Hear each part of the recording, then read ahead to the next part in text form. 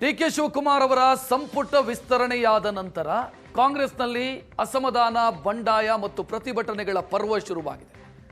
ಇದನ್ನ ಸರಿ ಮಾಡಬೇಕು ಅನ್ನೋ ಕಾರಣಕ್ಕಾಗಿ ಮುಖ್ಯಮಂತ್ರಿ ಡಿ.ಕೆ. ಶಿವಕುಮಾರ್ ಸಾಕಷ್ಟು ಪ್ರಯತ್ನವನ್ನು ಮಾಡ್ತಾ ಇದ್ದಾರೆ.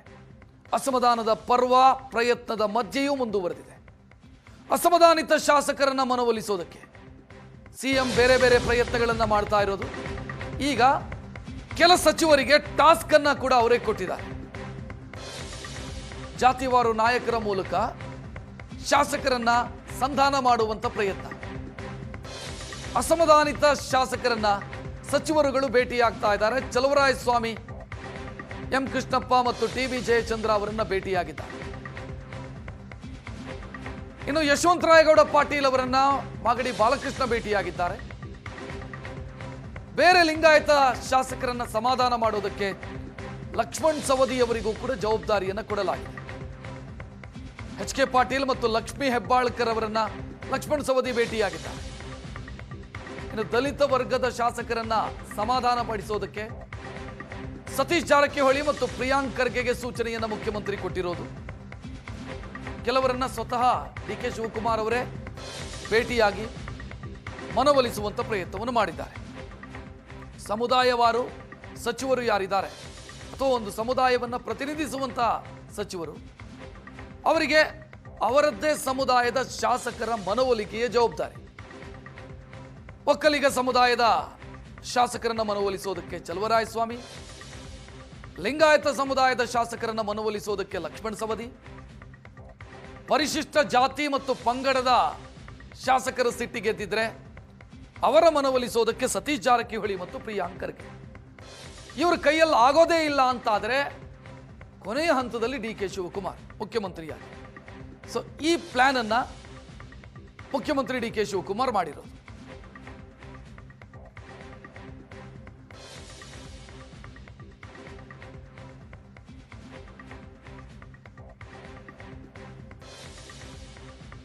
ಹೆಚ್ಚಿನ ಡೀಟೇಲ್ ನೀಡೋದಕ್ಕೆ ನಮ್ಮ ಪ್ರತಿನಿಧಿ ಮಾರುತೇಶ್ ನೇರ ಸಂಪರ್ಕದಲ್ಲಿ.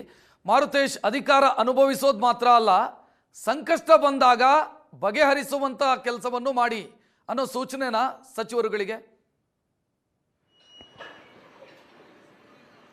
ಖಂಡಿತ, ಯಾಕೆಂದ್ರೆ ಈಗ ತುಂಬಾ ಜನ ಸೀನಿಯರ್ಗಳಿಗೆ ಅವಕಾಶ ಸಿಕ್ಕಿಲ್ಲ. ಆ ಸಮುದಾಯ ಪ್ರತಿನಿಧಿಸುವಂತಹ ಜನಪ್ರತಿನಿಧಿಗಳು, ಉದಾಹರಣೆಗೆ ತೆಗೆದುಕೊಂಡ್ರೆ ಜಯಚಂದ್ರ ಒಕ್ಕಲಿಗ ಸಮುದಾಯದವರು ಸೀನಿಯರ್ ಇದ್ದಾರೆ, ಆದ್ರೆ ಅವ್ರಿಗೆ ಅವಕಾಶ ಸಿಕ್ಕಿಲ್ಲ. ಹೀಗಾಗಿ ಅವರದ್ದೇ ಕಮ್ಯುನಿಟಿನಲ್ಲಿ ಅವರಿಗಿಂತ ಜೂನಿಯರ್ ಇರುವಂತವರು ಸಚಿವ ಸ್ಥಾನ ಅಲಂಕರಿಸಿದ್ದಾರೆ. ಇಂಥ ಸಂದರ್ಭದಲ್ಲಿ ಹೋಗಿ ಅವರನ್ನ ಮಾತನಾಡಿಸಲಿಲ್ಲ, ಸಮಾಧಾನ ಮಾಡಲಿಲ್ಲ ಅಂತ ಹೇಳಿದ್ರೆ ಅದು ಬೇರೆಯದ್ದೇ ಸಂದೇಶ ರವಾನೆಯಾಗುತ್ತೆ. ಹಾಗಾಗಿ ನಿನ್ನೆ ಕೃಷ್ಣಪ್ಪ ಮತ್ತು ಪ್ರಿಯಾಕೃಷ್ಣ ಅವರನ್ನು ಕೂಡ ಸಚಿವ ಚಲುವರಾಯಸ್ವಾಮಿ ಹಾಗೂ ಬಾಲಕೃಷ್ಣ ಇಬ್ರು ಕೂಡ ಭೇಟಿಯಾದ ಬಳಿಕ ಜಯಚಂದ್ರ ಅವರ ಮನೆಗೂ ಕೂಡ ತೆರಳಿದ್ರು.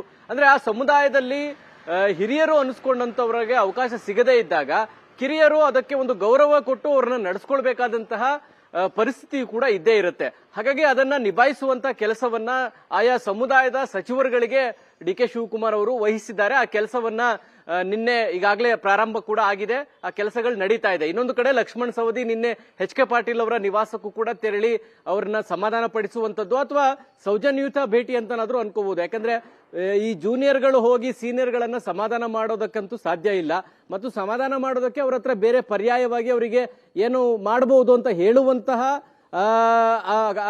ಆ ಒಂದು ಹುದ್ದೆಯಲ್ಲೂ ಕೂಡ ಈ ಸಚಿವರುಗಳು ಇಲ್ಲ. ಹೀಗಾಗಿ ಆ ತರದೇನಾದ್ರೂ ಭರವಸೆ ನೀಡಬೇಕಂದ್ರೆ ಮುಖ್ಯಮಂತ್ರಿಗಳೇ ನೀಡಬೇಕು ಅಥವಾ ಹೈಕಮಾಂಡ್ ನೀಡಬೇಕು. ಇವರು ಸೌಜನ್ಯಯುತವಾಗಿ ಒಂದು ಭೇಟಿಯನ್ನ ಮಾಡಿರ್ತಾರೆ.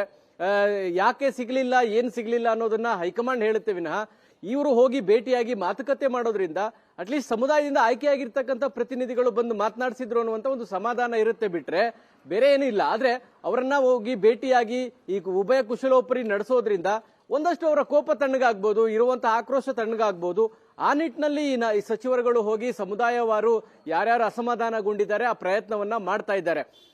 ಈ ಸಚಿವರು ಹೋಗಿ ಮಾತುಕತೆಯನ್ನು ಮಾಡಿದ ಕೂಡಲೇ ತಣ್ಣಗಾಗ್ತಾ ಇದೆಯಾ ಈ ಅಸಮಾಧಾನ ಅಂತ ನೋಡಿದಾಗ ಇನ್ನೂ ಕೂಡ ಯಾರು ಬಹಿರಂಗವಾಗಿ ಆ ನಿಲುವುಗಳನ್ನ ತೆಗೆದುಕೊಳ್ತಾ ಇಲ್ಲ. ಎಂ ಕೃಷ್ಣಪ್ಪ ಆಗ್ಲಿ ನಿನ್ನೆ ಅವರಿಬ್ರು ಬಂದಿದ್ರು, ಅವ್ರಿಗೆ ವಿಶ್ ಮಾಡಿದ್ದೀನಿ ಅಂತ ಹೇಳಿದ್ರು ವಿನಃ ಬೇರೆ ಯಾವುದೇ ನಿಲುವನ್ನ ತೆಗೆದುಕೊಂಡಿರೋದ್ರ ಬಗ್ಗೆನೋ ಅಥವಾ ಅವರು ಸಮಾಧಾನಗೊಂಡಿದ್ದೀವಿ, ತಮ್ಮ ಬೆಂಬಲಿಗರು ಪ್ರತಿಭಟನೆ ಮಾಡಿದ್ದಾರೆ, ರಾಜೀನಾಮೆ ವಿಚಾರದ ಬಗ್ಗೆ ಯಾವುದೇ ಪ್ರತಿಕ್ರಿಯೆಗಳನ್ನು ಕೂಡ ಕೃಷ್ಣಪ್ಪ ಅವರು ಕೊಡ್ಲಿಲ್ಲ. ಜಯಚಂದ್ರ ಕೂಡ ನಿನ್ನೆ ಸಚಿವರುಗಳ ಭೇಟಿ ಬಳಿಕ ಮಾತನಾಡಿದಾಗ ನಾನು ನನ್ನ ಕಾರ್ಯಕರ್ತರು ಯಾವ ತೀರ್ಮಾನಗಳನ್ನು ತೆಗೆದುಕೊಳ್ತಾರೋ ಅದೇ ತೀರ್ಮಾನವನ್ನು ನಾನು ವ್ಯಕ್ತಪಡಿಸ್ತೀನಿ ಅಂತಾನು ಬಹಿರಂಗವಾಗಿ ಹೇಳ್ಕೊಂಡ್ರು. ಈಗಾಗಲೇ ಅವ್ರಿಗೇನು ಹಂಗಾಮಿ ಸಭಾಧ್ಯಕ್ಷ ಸ್ಥಾನಕ್ಕೆ ಅವ್ರನ್ನ ನಿಯೋಜನೆ ಮಾಡಲಾಗಿತ್ತು, ಅದನ್ನು ಕೂಡ ಅವ್ರು ಈಗಾಗಲೇ ನಿರಾಕರಣೆ ಮಾಡಿದ್ದಾರೆ. ಯಾವುದೇ ಕಾರಣಕ್ಕೂ ನನಗೆ ಬೇಡ ಅಂತೇಳಿ ಬಹಳ ಸ್ಪಷ್ಟವಾಗಿ ತಿಳಿಸಿದ್ದಾರೆ. ಅದನ್ನು ಕೂಡ ಅವರು ವಾಪಸ್ ಪಡೆದಿಲ್ಲ. ಅಂದ್ರೆ ಇದೊಂದು ಸಮಾಧಾನ ಪಡಿಸುವಂತಹ ತಂತ್ರಗಾರಿಕೆಯ ಭಾಗ ಹೊರತು ಇದರಿಂದಲೇ ಎಲ್ಲವೂ ಸಮಾಧಾನ ಆಗುತ್ತಾ ಅಂತ ಹೇಳಿದ್ರೆ ಖಂಡಿತ ಸಾಧ್ಯ ಇಲ್ಲ ರಕ್ಷತ್. ಆದ್ರೆ ಪ್ರಯತ್ನ ಅಂತೂ ಮಾಡಲೇಬೇಕು. ಪ್ರಯತ್ನ ಮಾಡದೇ ಇದ್ರೆ ಯಾವುದೂ ಕೂಡ ಬಗೆಹರಿಯೋದಿಲ್ಲ. ಇದು ಮೊದಲ ಹಂತದ ಪ್ರಯತ್ನ. ಇವರು ಮಾಡೋಕೆ ಅಂದ್ರೆ ಈ ಮೊದಲ ಹಂತದ ಪ್ರಯತ್ನ ಸಕ್ಸಸ್ ಆಗಲಿಲ್ಲ ಅಂದಾಗ ಸ್ವತಃ ಮುಖ್ಯಮಂತ್ರಿಗಳೇ ಫೀಲ್ಡ್ ಇಳಿಬೇಕಾಗುತ್ತೆ. ಅವರೇ ಖುದ್ದು ಭೇಟಿ ಮಾಡಿ ಸಮಾಧಾನ ಮಾಡುವಂತ ಪ್ರಯತ್ನವನ್ನು ಮಾಡಬೇಕಾಗುತ್ತೆ. ಸಿಗದೇ ಇರೋದಕ್ಕೆ ಪರ್ಯಾಯವಾಗಿ ನಿಮ್ಮ ಕ್ಷೇತ್ರಗಳಿಗೆ ಏನಾದರೂ ಅಭಿವೃದ್ಧಿ ವಿಚಾರಕ್ಕೆ ಸಂಬಂಧಪಟ್ಟಾಗೆ ಏನೆಲ್ಲ ಸಹಕಾರ ಕೊಡಬೇಕು ಅದನ್ನ ಕೊಡ್ತೀವಿ ಅಂತ ಹೇಳ್ಬೋದು. ಅಥವಾ ಪೊಲಿಟಿಕಲಿ ಬೇರೆ ಇನ್ಯಾವುದಾದ್ರು ಹುದ್ದೆಗಳು ಇದ್ದಾಗ ಅದನ್ನ ನಿಮ್ಗೆ ಕೊಡ್ತೀವಿ ಅಂತ ಏನಾದ್ರು ಸ್ಪಷ್ಟವಾಗಿ ಹೇಳ್ಬೋದು. ಆ ಒಂದು ಭರವಸೆ ಕೊಡಬೇಕು ಅಂದ್ರೆ ಮುಖ್ಯಮಂತ್ರಿಗಳೇ ಭೇಟಿ ಮಾಡಬೇಕಾಗುತ್ತೆ. ಈಗ ಮೊದಲ ಹಂತದ ಸಮಾಧಾನ ಪಡಿಸುವಂತ ಪ್ರಯತ್ನ ಸಮುದಾಯವಾರು ಸಚಿವರುಗಳಿಂದ ಶಾಸಕರ ಭೇಟಿ, ಅವರ ಮನೆಗೆ ಹೋಗಿ ಮಾತುಕತೆ ಮಾಡುವಂತ ಪ್ರಯತ್ನಗಳಾಗ್ತಾ ಇದೆ. ಎರಡನೇ ಹಂತದಲ್ಲಿ ಮುಖ್ಯಮಂತ್ರಿಗಳೇ ಖುದ್ದು ಫೀಲ್ಡ್ಗೆ ಇಳಿದು ಸಮಾಧಾನ ಪಡಿಸಬೇಕಾದಂತ ಪರಿಸ್ಥಿತಿ ಕೂಡ ನಿರ್ಮಾಣ ಆಗ್ಬೋದು ಅಂತ ಕಾಣಿಸುತ್ತೆ ರಕ್ಷತ್. ಥ್ಯಾಂಕ್ ಯು ಮಾರುತೇಶ್ ಮಾಹಿತಿಗೆ.